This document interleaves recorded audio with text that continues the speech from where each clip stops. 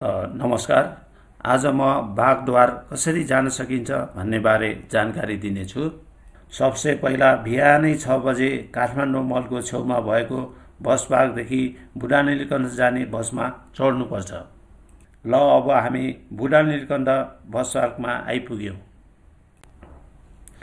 जति सक्दो बिहानै हिँडेमा आफू जानुपर्ने ठाउँमा पुगेपछि फर्किन सजिलो हुन्छ।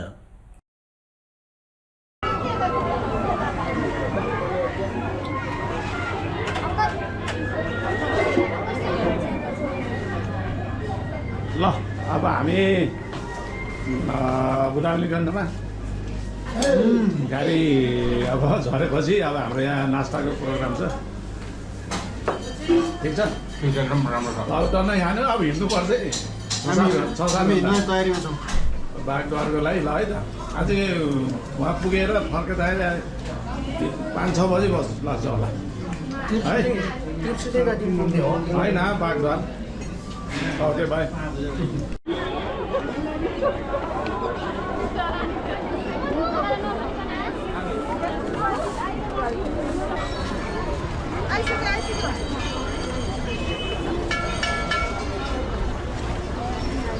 अब हामी बुढा नीलकण्ठ भगवानको दर्शन गरेर मुहान पोखरी भन्ने ठाउँमा जाँदैछौँ।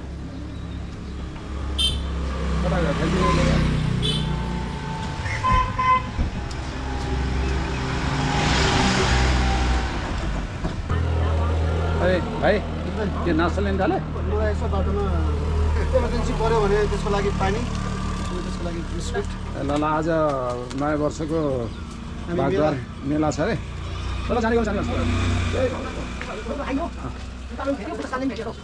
जाने बेलामा यो मुहान पोखरी भन्ने ठाउँमा हामीले यहाँ टिकट काट्नुपर्ने हुन्छ। यो मुहान पोखरी भन्ने ठाउँ हो र बुढा नीलकण्ठदेखि यहाँ हिँडेर आउन लगभग 20 मिनटदेखि 25 मिनट लाग्न सक्छ।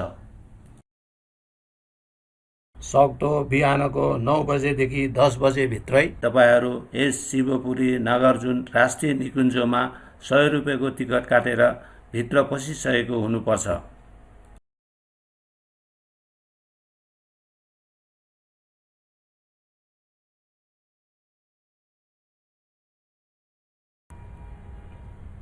त्यसपछि बागद्वारको हाइकिङ सुरु हुन्छ।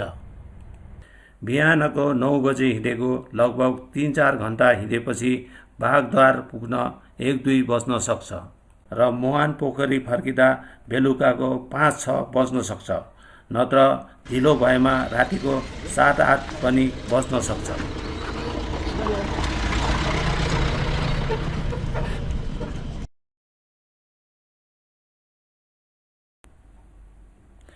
यहाँनिर एउटा साइनबोर्ड छ र यहाँ विष्णुद्वार कताबाट जाने र कति समय लाग्छ र बागद्वार कताबाट जाने र कति समय लाग्छ भन्ने बारे यहाँ लेखिएको छ।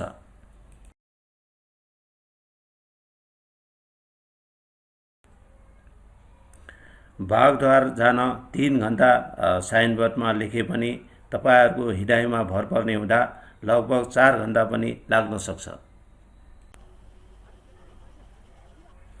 तपाईहरू यदि बागद्वार हाइकिङ आउँदै हुनुहुन्छ भने एकदम सुरक्षित छ, कुनै डराउनु पर्ने कुरा छैन र बाटो पनि राम्रो छ।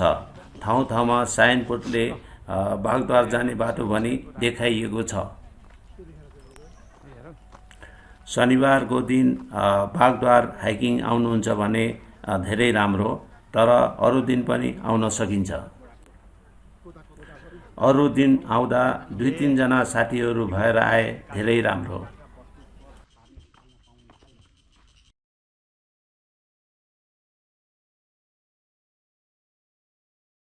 मुहान पोखरीदेखि मोटरको बाटो आएपछि यहाँनिर आउँदा एउटा साइनबोर्ड छ।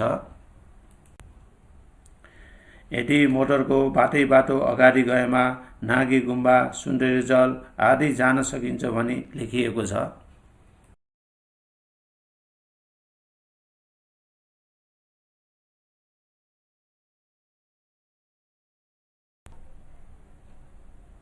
र बागद्वार जान अब उकालो लाग्नुपर्छ भनी मार्ग देखाइएको छ।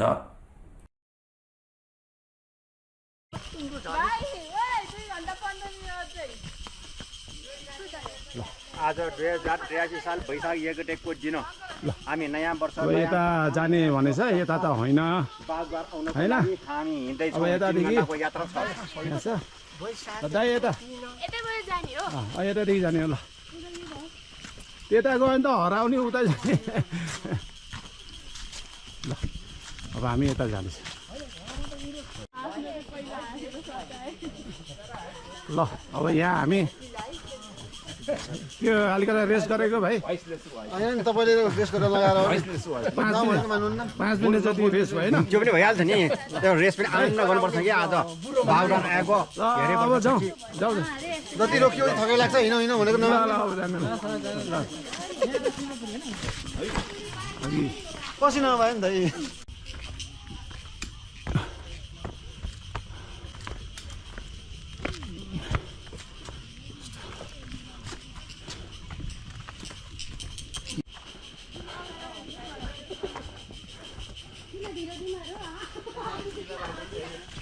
एकछिन है ल यहाँ मचाइ नै बस्नु पऱ्यो रेस्ट गर्नु परेछ अब हाम्रो यहाँ भाइहरू ए मान्छेहरू तन्नै यहाँ आउनुपर्छ ल भाइ खासमा हो र म यहाँनिर तन्नै छ ल धेरै ठाउँको उकालोहरूमा ढुङ्गाको सिडी बनाइएको छ र यहाँ दुईवटा बाटो छैन नडराएर अगाडि बढ्नुपर्छ। ल यहाँ चाहिँ नि अब हाम्रो देशको बाटै यस्तै छ बगदार ल कल्याण सर थाक्यो स्टिक टेक्दै आइरहेको छु। ए ल ल 1 घन्टा भयो हिँडेको अझ 2 घन्टा हिँड्नु बाँकी छ। ल ल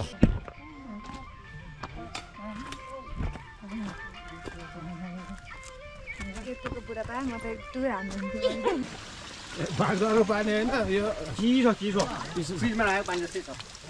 यहाँ पनि यहाँ मात्रै छोएर सधैँ पनि हुन्छ। अब खाएँ चिसो छ निर्मल पानी।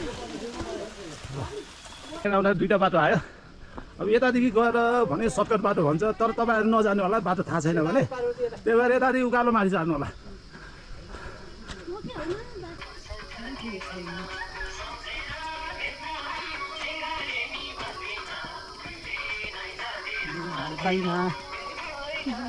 ल अब यहाँ माथि आएको त यहाँ मान्छे थुप्रै देखियो त बा कहाँदेखि आयो मान्छेहरू भाइ ए अर्को यो सुन्दर रिजल्टदेखि आउने हो के बाटो ल हामी यतादेखि आयो होइन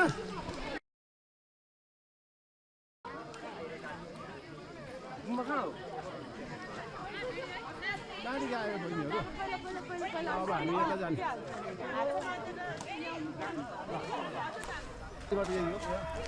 यो सानो देउराली हो र यहाँ दुईवटा बाटो छ एउटा बागद्वार जाने बाटो अर्को नागी गुम्बा जाने या नागी गुम्बाबाट आउने बाटो छ।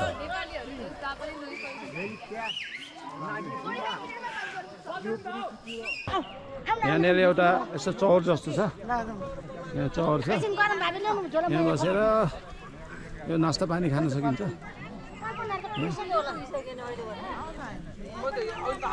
भनिन्छ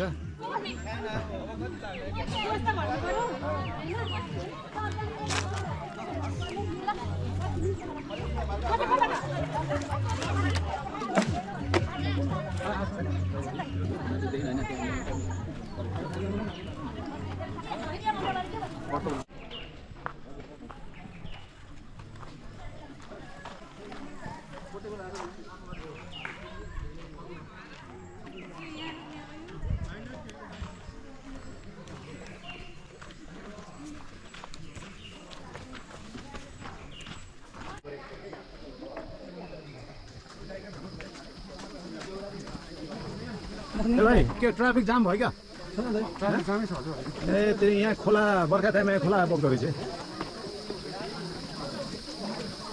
ए भाइ के रुखै चढे आयो क्या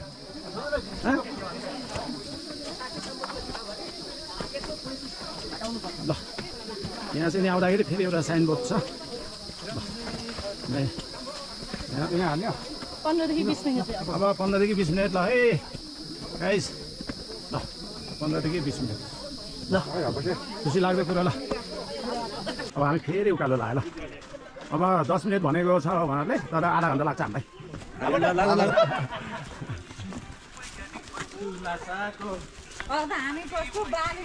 तल आइपुग्न थाल्यो ल यहाँ चौरा आयो यहाँ चाहिँ हामी फेरि जाने अब फेरि तल जाने झरने आयो यहाँको उता यहाँ बागद्वार पुग्नलाई अझ 5-10 मिनट लाग्छ भनेको थियो अनि यहाँ यस्तो चौर रहेछ अनि यहाँ मान्छेहरू पनि छ कि हेर्नु यहाँ मान्छेहरू आएर छ अरू पनि आउँदैछ परदेखि अनि यहाँ यस्तो राम्रो चौर रहेछ ल अब हामीहरूले लिएर आएको नास्ता पानी खाएपछि फेरि अगाडि बढ्दैछौँ। आएको त ल आयो आयो ल बागद्वार आयो ल होइन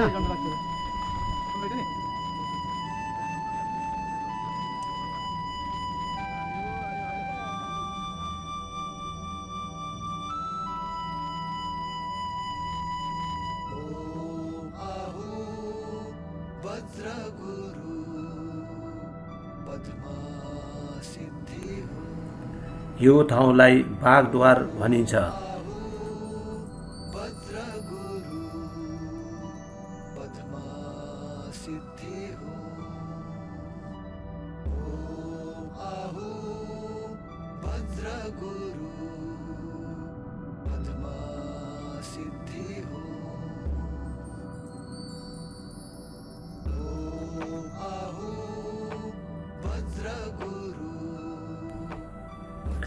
बागद्वारको दर्शन गरेपछि अलिकति उकालो लागेपछि एउटा बाबाको आश्रम आउँछ र एउटा बुद्ध धर्मको गुम्बा आउँछ।